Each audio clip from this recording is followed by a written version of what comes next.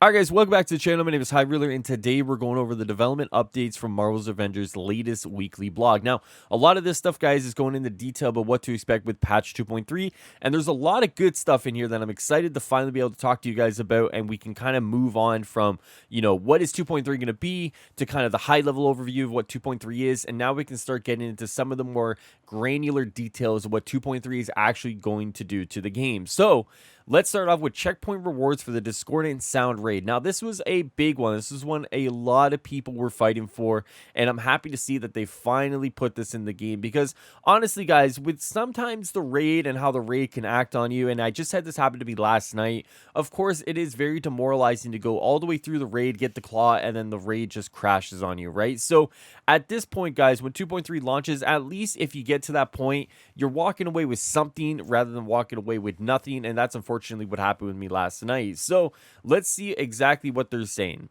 We have changed the setup of rewards to drop from major encounters in the raid rather than at all at the end. There are now 4 instances in the raid that will award gear. This also means that the normal raid will drop an additional claw miner artifact, though it will not improve your power level.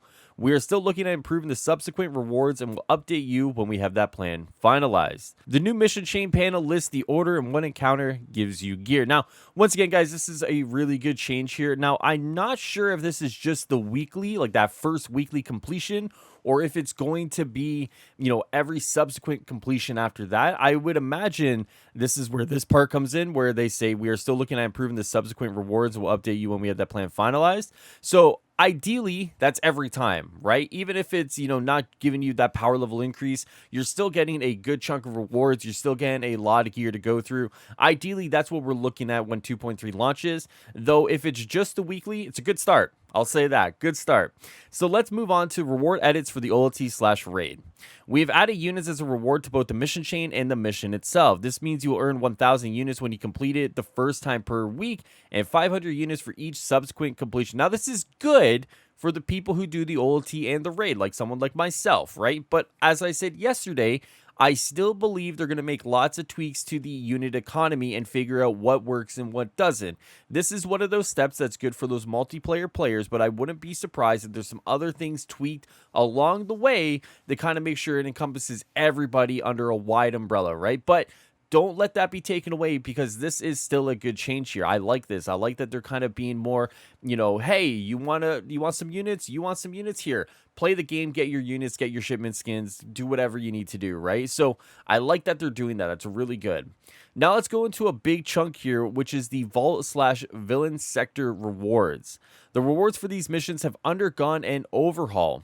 Vaults no longer need coordinates, can be picked up from the Shield faction mission giver. One weekly elite vault and villain sector will also be part of the weekly updates. The missions will always stay on the war table, and the rewards now have a chance to drop the exotic variants of their sets. Completing the daily and weekly mission chains gives a higher chance at the exotic. This is good. I like this part because obviously when it comes to the vaults, a lot of people didn't want to complete them because you have to go through and get the coordinates again. It was kind of the pain in the butt. I understand why they did it that way, kind of the pain in the butt. But obviously now that the rewards now have a chance to drop the exotic variants, you can go and grind those missions if you'd like. I think that's a really good change there, right? Especially for the villain sectors. I think that's a really good idea, right? Let people grind those missions instead of just doing them as their one daily and then moving on to the OLTs or the raid at that point, right? So really good changes here, and I really like what they're doing in terms of the vaults and the villain sectors this far. And this isn't even having to see what the rewards are going to be, right? Like, obviously, let's see in detail what the overhaul is going to encompass, right? Like, what is next for these? So, but let's move on to the next thing. The weekly elite mission chains will also award 2 pieces of gear. One will either be a melee or ranged, and the other will be either defense or heroic. The gear set that is awarded from the villain sector has also changed, but we have more on that later. Stay tuned. Yeah, I mean, like, that's the thing, right? Like, what are those going to be? Like, what kind of changes are we looking at from that gear, right? Honestly, guys, this is pretty good as well. Like, there's really nothing I can look at here and be like, yeah, you probably should have made that change. Like, that's good, right? Like, it seems like what 2.3 is, and I said this yesterday, is that they recognize that the foundation the game was built on, especially when it came to the initiative, was kind of shaky. It just wasn't that good. Like, they needed to figure out how to kind of revamp a lot of this stuff. And unfortunately, is it sexy? Is it kind of, again, that blood pumping? Not really. I mean, like, it really isn't, right? Like, people want those new characters, new content, new everything. Unfortunately, it seems like their priority was like, how do we kind of shore up the things that aren't great, things that suck, and then how do we build on top of that, right? And honestly, I think what they're doing here thus far is good. It really is good. Of course, obviously we'll have to wait and see kind of like the gear and everything else when it comes to those live streams or those blogs and see what we're getting. But like I said, we are getting right here, anyways, seems really good. So we'll just have to wait and see when it all comes out and how it kind of takes shape. Now let's look at the Hero Bound Mega Hives. We will be making more missions and mission chains Hero Bound, including the Mega Hive. The Mega Hives will work a little differently from other Hero Bound missions because of the elimination mechanic. If your hero is above power level 140, even if you are knocked out during the Mega Hive, you will be able to claim weekly rewards after completing the Hive. Once those rewards are claimed, the mission chain will restart. The first weekly completion per hero will grant rewards. If you'd like to claim more rewards than the same hero can, you have to wait until the weekly reset. We're looking forward to going into detail about more updates to the rewards and missions in the future. Okay, I hope that whatever they do to the Mega Hive, as I said yesterday, starts and ends with the gear, right? Now, a lot of the feedback I was getting on the comments yesterday was that you guys don't really care for the Hive Mind gear, right? Like the Hive Mind gear really does feel like it's fallen to the wayside because it just isn't that great, right? So ideally, yes, this is good. Don't get me wrong. Making things more hero bound. If you're not going to remove time gating, at least moving things away from per account per week to per hero per week. That's good. I get it, right?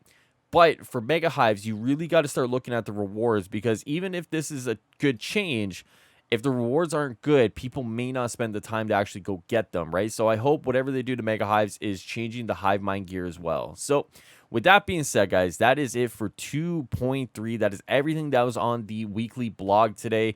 And honestly, guys, it really does get me excited for 2.3. Not just because like all these changes are good, but obviously because they obviously recognize some issues with the game, work to fix them, and then obviously we move on from that. The sooner 2.3 comes, the sooner everything else comes, and that's the exciting part. So with that being said, let me know what you guys think in the comments. Do you guys like what you're reading here, hearing what you're hearing here? Or is this kind of just all fluff and you're waiting for the next stuff that is going to, be a new hero, a new piece of content?